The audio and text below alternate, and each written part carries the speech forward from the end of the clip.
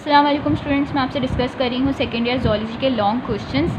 ठीक है, ये वही मैटर है जो मैंने एक वीडियो बनाई थी इससे पहले अपने चैनल के ऊपर, उसमें भी मैंने यही आपको सेम मैटर डिस्कस किया था, लिखवाया था। उसमें मैंने आपको प्रिपरेशन के लिहाज से बताया था और दूसरा जो है मैंने जनरल बताया था, रिड्यूस सिलेबस से नहीं बताया था जो इस साल रिड्यूस हुआ है। ठीक है, तो ये वही मार्किंग हुई हुई है उस वीडियो वाली, मोस्ट इंपॉर्टेंट वाली या इंपॉर्टेंट वाली। तो आज की वीडियो में इसमें जो है वो रिड्यूस वाले इसमें से कैंसिल करके बता दूँगी और इसमें से भी जो बहुत ज़्यादा जिनके लगने के चांसेस हैं मैं वो बता दूँगी। ठीक है, तो वीडियो स्टार्ट करने से पहले एक बात कि जो भी बच्चों का जो आज बॉटनी का पेपर हुआ है वो लाजमी हमें कमेंट करके बताएं कि वो कैसा गया। ठीक है, और दूसरी बात यही कि जो आपने बॉटनी का पेपर दिया आपको आइडिया हुआ होगा कि जो 2018 का पेपर था वो सेक्शन सी में बहुत लगा है। ठीक है, वही सवाल लगे हैं जो 2018 के थे और मॉडल पेपर के। तो इस लिहाज से हमें ये पता चल गया कि हम यहाँ पे उन्हीं को मोस्ट इंपॉर्टेंट कंसीडर करेंगे, जितना टाइम बचा है उन्हीं को रिवाइज़ करके जाएंगे जो आपके पास्ट पेपर में 2018 या फिर 2018 को छोड़ के जो एक ऑल्टरनेट ईयर वाली जो स्कीम होती है 2018 स्किप करके 2016, 15 छोड़ के 14, इस तरह से जो सवाल इन ईयर्स के आए हुए हैं वो आपके लिए टॉप मोस्ट इंपॉर्टेंट हो जाते हैं। आपकी इतने से टाइम में वो आपकी प्रायोरिटी बन जाएंगे कि आपने उनको रिवाइज़ करके जाना है। सारे सेक्शन का मैं बता रही हूँ, सेक्शन सी के मैं आपको लिखवा रही हूँ, मतलब आपको मार्क करके बता दूँगी।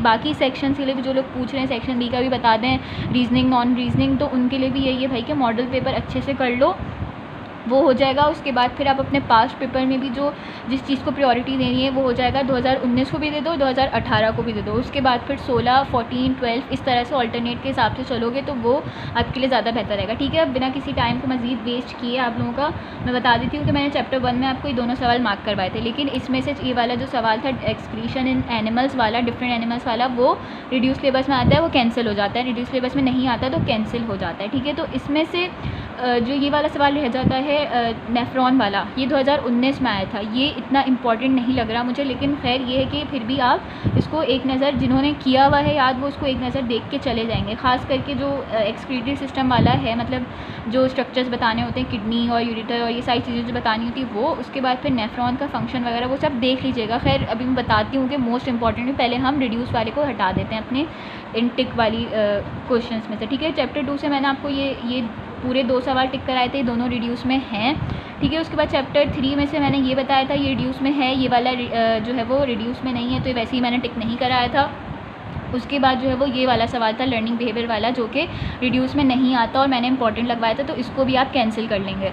उसके बाद फिर क्या है, ये वाला है, इसको भी बाद में बात करते हैं। इसमें चैप्टर 4 से ये सारे सवाल menstrual cycle, female reproductive system, ये सारे रिड्यूस में इंक्लूडेड थे। चैप्टर 5 में गैस्ट्रुलेशन वाला भी टॉपिक था और चैप्टर 9 में दोनों के दोनों टॉपिक जो है वो इंक्लूडेड थे। चैप्टर 10 और जो 12 है उसको हम अभी फ़िलहाल कंसीडर नहीं करें, इतना टाइम नहीं है कि उसके लॉन्ग आप करके जाएँ। अगर किसी ने किया हुआ है तो खैर फिर भी मैं बता ही देती हूँ आपको कि उसमें भी ये टॉपिक्स इंक्लूडेड थे। इसका खैर मैंने चेक नहीं किया, चैप्टर 13 से तो आप लॉन्ग ना ही करें तो बेहतर है, बाकी चैप्टर के लॉन्ग अटैम्प्ट कीजिएगा। बाकी ये है कि जो मोस्ट इंपॉर्टेंट अभी इस साल के लिए हो जाते हैं, जो आपने आज के दिन में जो है वो रिवाइज़ करके जाना है, उसमें आ जाता है सबसे पहला और सबसे इंपॉर्टेंट सवाल मेंस्ट्रुअल साइकिल। मेंस्ट्रुअल साइकिल लाजमी करके जाइएगा। मेंस्ट्रुअल साइकिल में सिर्फ साइकिल के फेजेस याद नहीं करने, साथ में जो उसके छोटे मोटे रिलेटेड डेफिनेशंस आ जाती हैं, जैसे मेंस्ट्रुअल साइकिल की डेफिनेशन हो गई, ओवेरियन साइकिल की डेफिनेशन हो गई। ये तो वैसे भी साइकिल बताते हुए आपको लिखनी होती है, जैसे अगर पूछते हैं व्हाट इज़ मेंस्ट्रुअल साइकिल तो आपको बताना पड़ता है ओवेरियन साइकिल, मेंस्ट्रुअल साइकिल। और इवन अगर वो डिफरेंसेस भी पूछ लेते हैं ऑस्ट्रियस और ओवेरियन साइकिल की, तो वो टॉपिक्स भी, मतलब मैं कहना ही चाह रही हूँ कि जो रिलेटेड टॉपिक्स हैं ना इस सवाल से, वो भी पूरे सही से करके जाएगा, क्योंकि ये सवाल के आने के बहुत ज़्यादा चांसेस 2018 का सवाल है। ठीक है, इस बेसिस में मैं ये बात कह रही हूँ, जिस तरह से आपने बॉटनी में भी देख लिया होगा। ठीक है, ये हो गया, तो ये तो आप लाजमी करके जाएंगे। फिर जो फीमेल रिप्रोडक्टिव सिस्टम है जिसमें ऑर्गन्स बताने, मेरे ख्याल से ये वाला जो है वो रिड्यूस के अंदर नहीं था। ठीक है, सिर्फ फीमेल रिप्रोडक्टिव साइकिल वाला था, तो इसको भी जो है वो हम कैंसिल कर देंगे। ठीक है, गलती से मैंने बोल दिया था। उसके बाद जो आपने देखा होगा कि एक पार्ट ए आता है और एक दूसरा जो होता है पार्ट बी आता है। तो पार्ट ए में अगर ये सवाल आएगा तो बहुत ज़्यादा चांसेस है कि पार्ट बी में इसी चैप्टर से रिलेटेड कोई और सवाल आ जाए, जैसे गेमेटोजेनेसिस वाला टॉपिक जो है वो, ये ना सिर्फ टॉपिक, इसकी डायग्राम भी जो है वो आ सकती है आपके पार्ट बी में। तो ये चीज़ आप सही से ये वाला लाजमी करके चले जाएँ रिवाइज़ आज के दिन में। ठीक है, और दूसरा ये कि मैं एक और जो बात कहनी थी कि मेंस्ट्रुअल साइकिल से रिलेटेड आपको सिर्फ ओवरी की डायग्राम नहीं बनानी होती, आपको वो जो एंडोमेट्रियल चेंजेस होती है, जो ग्राफिकल डायग्राम होती है, वो भी बनानी होती है। दोनों डायग्राम्स बनाएंगे, पूरी मेंस्ट्रुअल साइकिल की फेजेस सही से बताएंगे तो पूरे नंबर मिलेंगे, इस चीज़ को नहीं भूलिएगा। ठीक है, तो ये सबसे इंपॉर्टेंट सवाल हो जाता है मोस्ट इंपॉर्टेंट के लिहाज से। उसके बाद फिर दूसरा जो सवाल मुझे मोस्ट इंपॉर्टेंट लग रहा है वो मुझे ये वाला लग रहा है, क्योंकि 2018 का सवाल आया हुआ, ये इंक्लूडेड भी है जीन थेरेपी वाला, और जो ट्रीटमेंट है सिस्टिक फाइब्रोसिस की और SCID की, ये कर लेंगे। और इसके साथ जो इसके रिलेटेड टॉपिक्स आए हैं जैसे यूनिफैक्टोरल मल्टीफैक्टोरल डिजीज़, इसकी इनकी डेफिनेशंस वगैरह और जो छोटे मोटे टॉपिक्स हैं उसकी डेफिनेशंस आप अच्छे से देख लेंगे। हो सकता है कि इस सवाल के साथ पार्ट बी में बायोटेक्नोलॉजी से रिलेटेड भी जो है वो कोई चीज़ पूछ लें, शॉर्ट में पूछ लें 4 नंबर के लिहाज से, तो इसको भी कर लीजिएगा।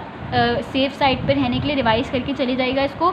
और इसके साथ जो इस चैप्टर में जो दूसरे टॉपिक हैं जीन थेरेपी जीन सीक्वेंसिंग हो गई और DNA फिंगरप्रिंटिंग हो गई, वो सारे भी इंक्लूडेड हैं आपके रिड्यूस सिलेबस में। तो वो भी टॉपिक्स आप शॉर्ट के लिए तो कर ही रहे हैं, तो उसको इस तरह से करके जाएगा कि लॉन्ग में पार्ट बी में आ जाए तो उसको भी लिख लें।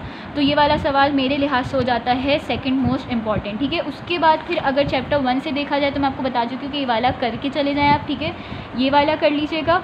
और जो है वो उसके बाद फिर ये वाला भी जो है वो आ सकता है, ठीक है। 2018 और 2019 के जो सवाल है ना, इसमें भी ये 2 हो गए और ये वाला, ठीक है, लोकोमोशन इन जेलीफिश।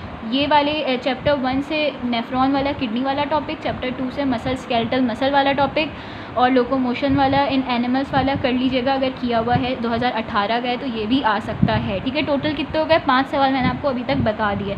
उसके बाद चैप्टर 3 पे आ जाते हैं। तो चैप्टर 3 में मुझे एज सच कोई इंपॉर्टेंट लग नहीं रहा। अगर किसी ने ये किया हुआ है डिफरेंट पार्ट्स ऑफ ब्रेन तो वो कर ले, ठीक है, वो कर ले। अगर किसी ने याद किया है तो वो रिवाइज़ कर ले, इस सवाल को भी आ सकता है। यानी पूरा ये वाला भी ब्रेन वाला भी और पूरा सेंट्रल नर्वस सिस्टम वाला, यानी जिसमें ब्रेन के साथ स्पाइनल कॉर्ड भी आ जाता है, तो पूरा रिवाइज़ कर लीजिएगा, ठीक है। तो ये थे वो सवाल कुछ रिड्यूस से इम्पॉर्टेंट, इनको आप लाजमी करके चले जाइएगा। बाकी वही वाली बात कि जो पार्ट ए में कर रहे हैं उससे रिलेटेड जो छोटे मोटे टॉपिक्स हैं जो पार्ट बी में आ सकते हैं उनको भी आपने वैसे भी सेक्शन बी के लिए करेंगे तो उनको भी कर लीजिएगा। उनकी इम्पॉर्टेंट की गाइड यही है कि भाई मॉडल पेपर देखो, पास्ट पेपर देखो, पास्ट पेपर में 2019, 2018 और इस तरह से अल्टरनेट स्कीम के हिसाब से तैयारी कर लें, ठीक है। ज़ूलॉजी के पेपर के लिए भी आप सबको ऑल द बेस्ट। और जब पेपर हो जाए तो इसी वीडियो के नीचे कमेंट करके बताइएगा कि ज़ूलॉजी का पेपर भी आपका कैसा हुआ। सही है, थैंक यू।